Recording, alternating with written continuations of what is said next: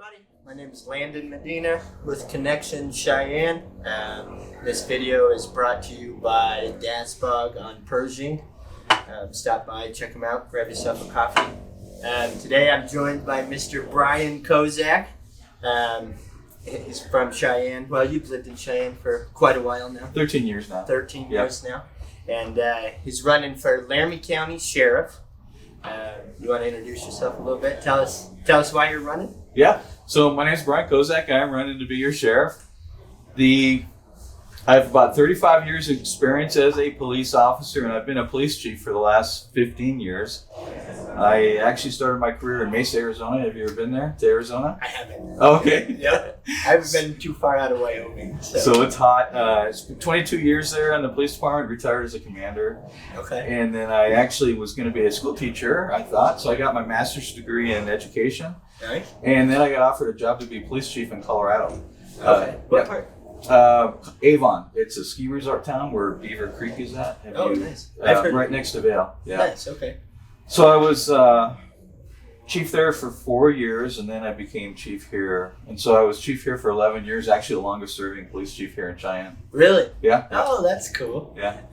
I'm sure that was a big transition from Mesa, Arizona to a ski resort town. Huh? It was a big transition. So that first year, it snowed. That first winter, snowing every day, and I was so worried driving on the snow and ice because I'd never done that before. Probably only had a two-wheel drive before, huh? That's right. Yeah. Because I used to be a motorcycle cop. So, okay. and you're right. Well, I was a motorcycle cop for about 10 years, and then when we bought our 4Runner in Arizona, it was two-wheel drive. Yeah. And then we moved out to the mountains, and people were like, what kind of an idiot are you buying a two-wheel drive? So we had to trade that in for a four-wheel drive for sure. And then in Avon, they shoot stuff into the clouds because the ski resort to make it snow every day. Oh, really? Yeah. And so every day it's snowing over 300 inches of snow, and it was like, oh my gosh. But how was the wife with that transition? she loved it. Really? She's the one that forced us to leave the heat in the desert heat. Okay. And so actually we met when I was a young cop, a rookie. And we got married, and she wanted to leave right away. And I'm like, no, I'm committed to Mesa, Arizona. I'm going to retire here. I started my career. I want to finish here. But when I hit my 20 years on the department, she remembered. Yeah. She says, remember 20 years ago you said, well, now you hit your 20 years. Here's an application. Here it is. For Avon, Colorado. Put in for it. So I did, and I got the job. Yeah. Really? Yeah. It's already all the way filled out. All you need to do is sign right here. That's great. Yep. Yeah. That's how it sounds like when my wife schedules me doctor's appointments. Yeah. You got to show up here on Wednesday. And I'm like, okay. I'll do it. Yeah. So we went to the colder climate. It was good. I do kind of regret not being a teacher. That was one of the things I wanted to do. But, my career happened in a different way, and I'm happy that I was police chief. I think we made a lot of great improvements in Avon, and especially here in Cheyenne. I think people in the last decade really saw the police department evolve into a really professional agency. And really the reason I'm running for sheriff, because we can do the same in the sheriff's office as well. Okay. Yeah. I like that. Yeah, I know. The last couple of times that I've sat down with people since COVID started and everything, I've asked them, like, are you crazy? Like, what makes you want to run for this during such a crazy time? But I guess your passion to bring that to where you think it needs to be, just like you had done with the police department, is the biggest reason why. Yeah, exactly. As police chief, I saw a lot of opportunities in the sheriff's office that were not tapped into. Okay. And I know how to tap into them and really bring that agency to the next level. And to really be complementary with the work that the men and women in the police force are doing, that we can really be complementary of each other, collaborative in what we're doing, and really have an impact on public safety here in the county, working together hand in hand. So those are the things I'm looking forward to. A lot of improvements, I think, in the jail that I want to make. Okay. So for example, drug addiction is one of the leading causes of property crime. Okay. And as police chief, I saw that jail door. I saw that jail door spinning out of control with people who are under the influence of drugs, and I was just discouraged because the jail system here has no programming in place for drug addiction. And so those are one of the things I want to do right away is get counselors on board master level counselors. Who, Sorry about the noise, guys. They're finishing up their project. Paris West opens up today, so they are just in grind mode. So Yeah. if that's the noise you see, that's why. But I'm looking forward to the food. I'm going to be here Monday to eat. Yeah. But anyways, drug addiction. So bringing on people and starting programming in place. And really the most important thing is doing an assessment with the people that come into jail, see what level of treatment they need. And if we can do lower level treatment in the jail, let's get it started. And if they get released before it's finished, then we can hand them off to a program in the community. I like that. Good transition. A good transition. And let's say they need residential treatment, more serious type in-depth counseling, then their lawyers can petition the court and try to get them into a program. And if they get accepted in the program, the court then can release them from jail into a drug treatment program, which is saving taxpayers money. So there's a lot we can do. Successful programs out of Colorado and Arizona can reduce recidivism by half. By 50%. Oh, shit. So think of the money we can save with our taxpayers by doing that. Well, yeah, I think of hopefully the corrections we can make too, because that's, I think what America as a whole is the most heavily jailed country in the world. And I think that if we can make changes to correct the behavior instead of just lock them up, that would be good steps. Do you have anything in plan for, because I know as the sheriff's department is in charge of the juvenile detention center as well, correct? Yes. Do you have any plans for that to kind of help before those addictions even start? Well, one of the things we really need to do is expand our school resource officer program, and especially now there's going to be a lot more funding available for us to tap into. Okay. So working with the school districts to get deputies on board, trained, and into the schools, not only for school safety, but to build those positive relationships with the kids. So as you know, the Cheyenne Police Department has an outstanding school resource officer program. I didn't know. Yeah, Okay. 8 school resource officers and a sergeant, all highly trained. In fact, when I was chief there, we received a national award for the caliber of our school resource officer program. So what do those resource officers do? Mm-hmm. So they do several functions. First and foremost, they assist with the security of the school. Okay. So doing inspections, audits of the school, making sure it's properly secured. Another thing that they do is build relationships with the students. And so the students, I think what's really positive is they get a positive relationship with the cop and know that they can trust an officer and come to them with issues. Absolutely. And that helps with school safety as well, because a lot of kids might report something to the police officer that they're suspicious about, and then the officer can investigate it. So again, we're being proactive in what we're doing instead of reactive.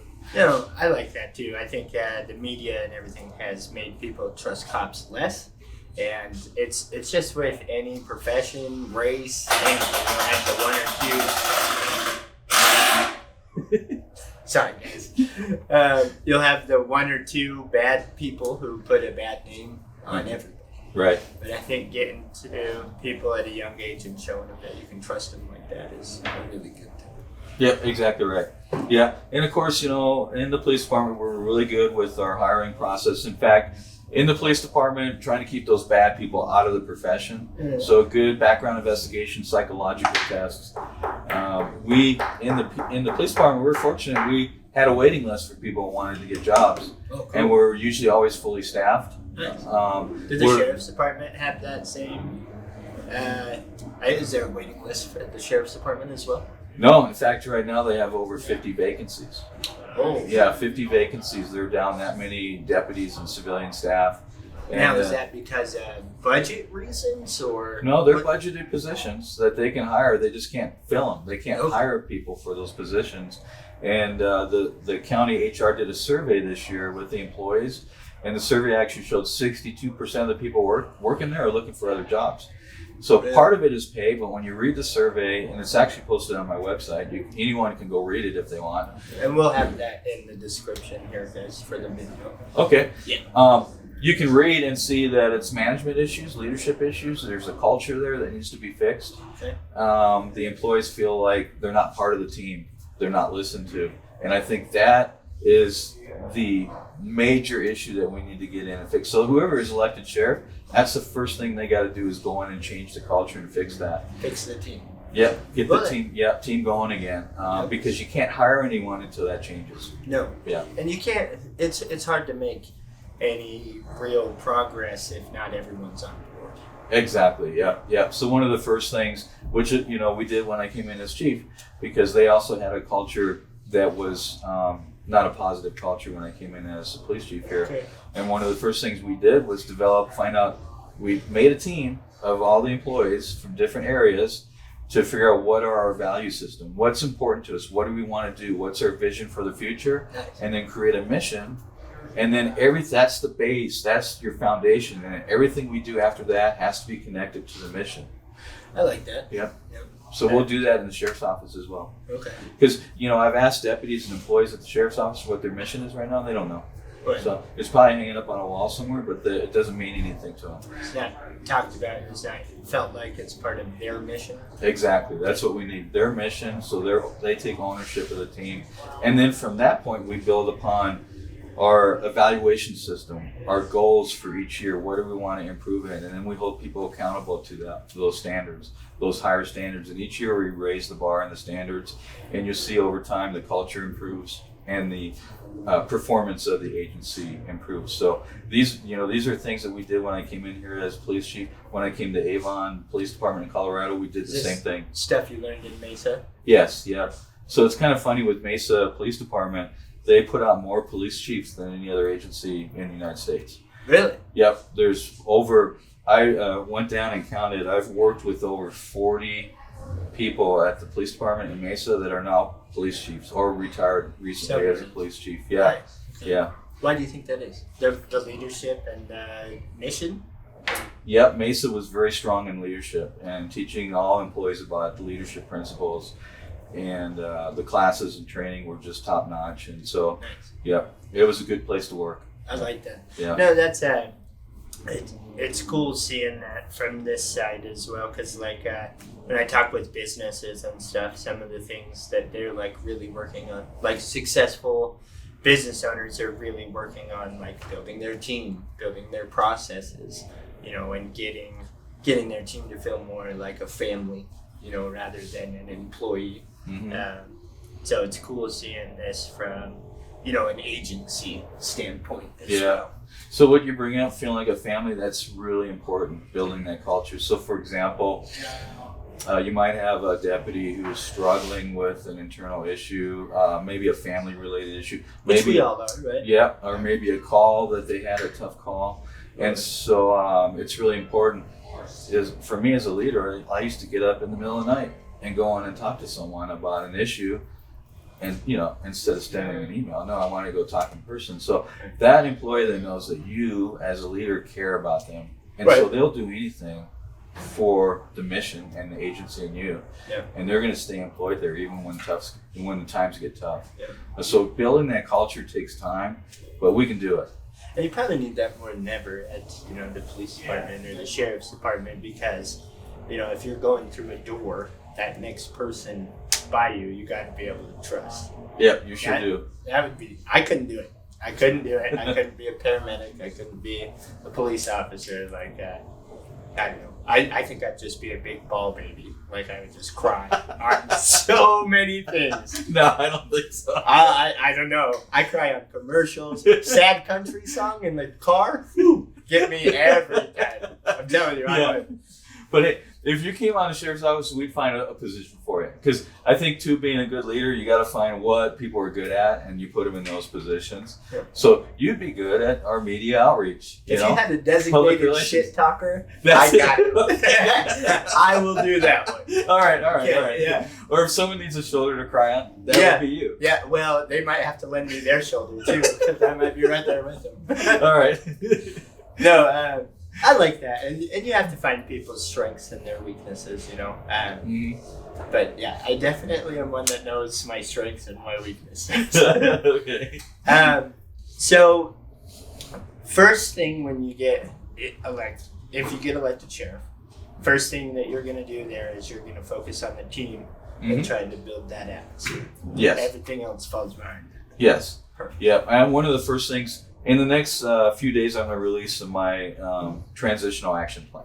Okay. So it's going to cover the first 6 months I'm in office, so people can see exactly what we have planned. You give us a little sneak preview of it. Yeah. So I know one of the very first things I'm going to do is meet with HR, county HR, and really narrow in on the harassment policy, employee harassment, because I know the sheriff's office has been plagued with harassment issues for a long time.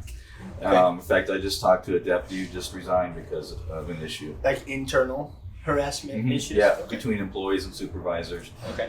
And so really narrowed down the policy. And then so that first week, I'm going to meet all the employees, all the work units, and we're going to talk about harassment.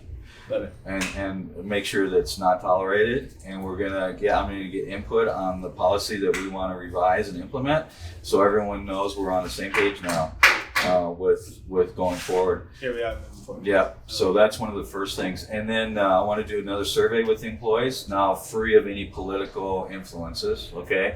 So I can really hear what they need, what they want from their leader. Like an anonymous survey? Or? Yeah. Okay.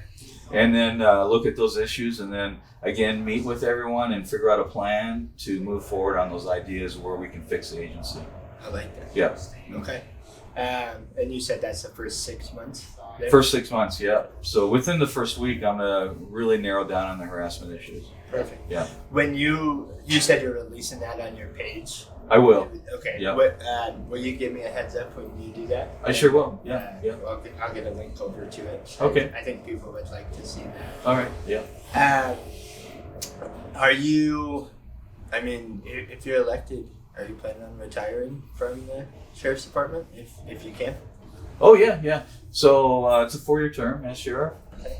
Right now, I'm thinking just one term, and then select upper management leaders to take my place. Make sure they're properly trained and someone else who can run for sheriff. But I really want to get the agency going in the right direction. Like I said, the reason I'm running is because as chief, I saw there was so much potential there, and I think if we tap into that potential and get going in the right direction again, and then I can back out and turn it over to someone else. That's cool. Yeah. So, for those of you guys who don't know and who missed it, I was actually, so here recently before you started running, I mean, you had it pretty good, right? Had a pretty good little job over at the college after your police chief term, right? Mm-hmm. And were retired.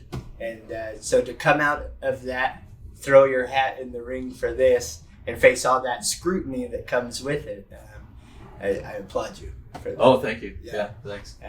You could have very much just went and played golf and hung out and kicked it, but you came back to do this, and that's really cool. Oh, thanks. Yeah. Absolutely. Yeah.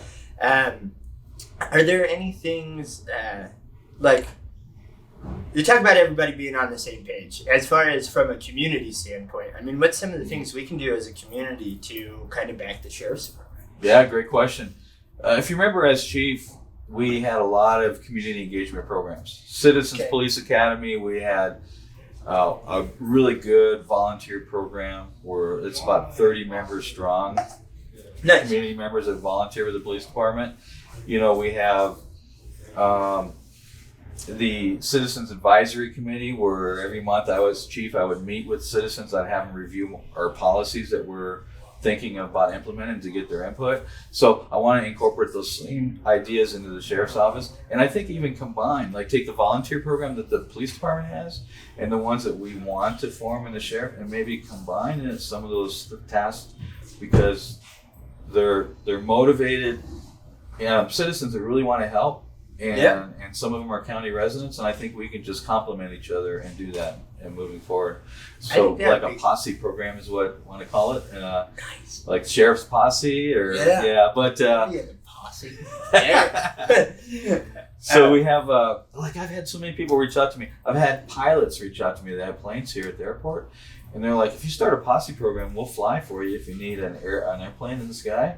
That's so cool. Yeah, give us a radio. We'll fly like search and rescue missions and things like that. So there's a lot of people that want to help. Yeah. I think I don't know if it was social media that has helped change that, or just really highlight it and give it a voice. But all the time I see people from the community wanting to be involved, wanting to help. And I think that this is a great way, because you're keeping our neighbors safe, you're keeping our children safe. Speaking of that, on this posse program, get it up and going, can I make a request here? Okay. Can we find some way to do something about these crosswalks for the schools? Okay. We had that Mac kid that got hit, and we've seen fundraisers and stuff by that. But like my wife and I go out to our son's preschool and we hold a slow sign, like a slow down sign. I feel like I have a responsibility to try and do something about that. So, I'm with you on that. So out at the raising money for Mac, remember I was in the dunk tank and out there trying to, so I one of the ideas I have, again, I think we can do so much work together. I want to have some deputies who work traffic enforcement, team up with the police officers on the traffic unit who do traffic enforcement, and let's do some high visible enforcement in the county, working together, and in the city working together, especially school zones. So people know when you're getting into a school zone, hey, you're probably going to get a ticket if you're speeding. I would love that. Because we're zero tolerance on it, Absolutely. Right? If you're texting while all these kids, if you're texting and driving, like while all these kids. Now, I've texted and drove before. I'm not perfect. I've been on the phone before, you know what I mean? And I have probably sped through school zones before. Not even probably. I know I have. Right, yeah. But, I mean, they should have nailed my ass to the wall on that as well. Yeah. You know? I definitely like that zero tolerance. I think that if we can protect our babies, we can do anything else past that, but we got to keep those guys safe. I agree. And I think it's a perfect idea for the posse, because as police chief, we had volunteers. That's called the Citizens on Patrol program. And I know a couple of volunteers, that was their thing, was to do school crosswalks. Every morning they would volunteer and put on their police volunteer uniform, and then they go do crosswalk. So that program could expand and we could cover the crosswalks. Again, we just need to get the program going. I think we're going to have volunteers come forward for it. I do too. Yeah. Keep me updated on that, please. Okay. I would love to do what I can with the community to make that happen. I am definitely that guy that would go sit in a lawn chair with a cooler of beer at my house and yell at people for going too fast. Oh, Dominic's saying he is. I was thought for a second you were going to say cooler of beer at the school crosswalk. I'm so glad you did. I know who I'm talking to. I would be fine with doing that too. If you can handle that in your posse, I would do it. That would be a no. I will take that burden for you, sir. All right. No, I think that something needs to be done about it, and I think that the communication between the community and the department and the leadership that we have needs to be open all the time. Yep. So one of the things, if you remember in the police department, we had pretty good communication between the public and the PD. Mm-hmm. I don't think it's that great with the sheriff's office, and so that's another goal, is to improve that. Have a full-time public information officer who's sharing information, or a good, robust social media website. And again, the sheriff, I should be out in the public, visible, accessible. So that will happen. Okay. Yep. Keep me updated on the public information officer too, because like when stuff comes out, like missing kids and stuff, I know that the police department. I know that the police department and stuff is kind of leery on how they want the public to handle those social media posts. But if we could get like a direct contact and be like, hey, this one, we do need help from. Yeah, sounds good. Like that would be awesome. I think we could really rally the community behind that. Okay, yeah, good. Cool. Yeah. Cool. Well, hey, thank you for joining me today. Is there anything else that you would like to say to the people who are watching before we wrap it up? No, just thank you, and thank everyone out there watching. So it's awesome that you're involved, and if you watch this video all the way to the end, really thank you for that. Yeah. All right. So we'll get, send me over your Facebook stuff, your website stuff, and then we'll get that going on this YouTube video here. Yeah. Thank you guys for supporting. Remember that when we sit down with these candidates, we're not trying to figure out if they're Democrat or Republican We're trying to sit down and open up conversation and see if they're a good person, and give you guys the chance to feel like you're in the room just kind of bullshitting with us, and just give you a little insight on that. So thank you guys. Thanks to all the businesses who support what we do here. This would be impossible without you. We would not be able to inform and connect our community the way that we do. So we really appreciate that. And Brian, thank you so much. Thanks. I really appreciate it. Hi, I'm Brian Kozak, and I'm running to be your sheriff. Thanks for the support.